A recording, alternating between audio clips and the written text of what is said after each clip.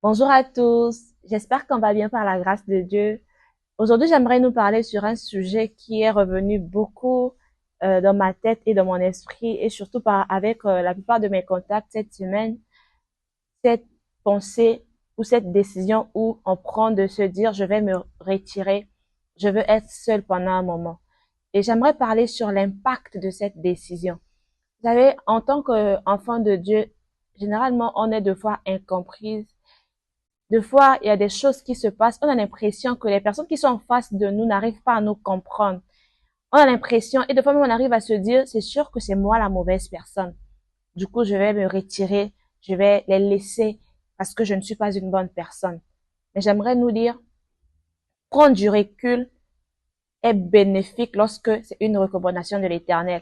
Lorsque l'Éternel t'appelle à avoir un temps de solitude pour le chercher, ça serait très bénéfique. Mais si ça vient parce qu'il y a eu des blessures non traitées, parce qu'il y a eu des choses qui se sont passées et parce qu'il y a eu des situations dont on n'a pas compris, tu décides de te retirer, c'est un piège de l'ennemi.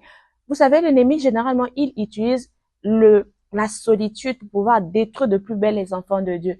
L'isolement, tu te dis, je vais rester seul. Mais pendant ce temps où tu te retires des gens, si tu ne fais pas attention, tu risques de tomber encore plus bas. Parce que oui, l'ennemi mettra dans tes pensées, tu vois cette personne, oui, elle te comprend pas. Tu vois ses pensées et tu seras même exposé à des addictions, à des choses qui ne glorifient pas le Seigneur.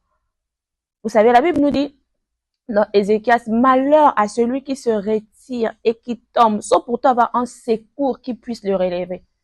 Ne te retire pas si ce n'est pas la volonté de Dieu. Oui, des fois tu te dis, je suis incompris, personne ne me comprend, ils n'arrivent pas à voir ce qui se passe.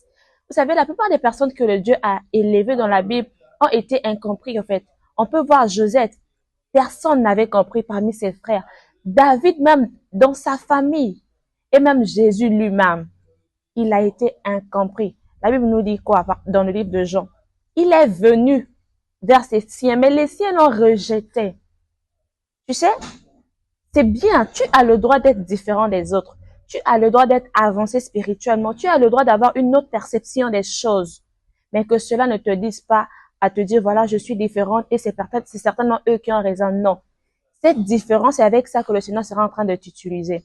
Alors ne te retire pas, ne te condamne pas. La Bible nous dit quoi? Il n'y a plus de condamnation pour ceux qui sont en Jésus. En Jésus, tu es une nouvelle créature. Et oui, l'isolement peut te détruire. S'il faudrait que tu te retires, retire-toi pour un temps de prière. Retire-toi pour chercher la face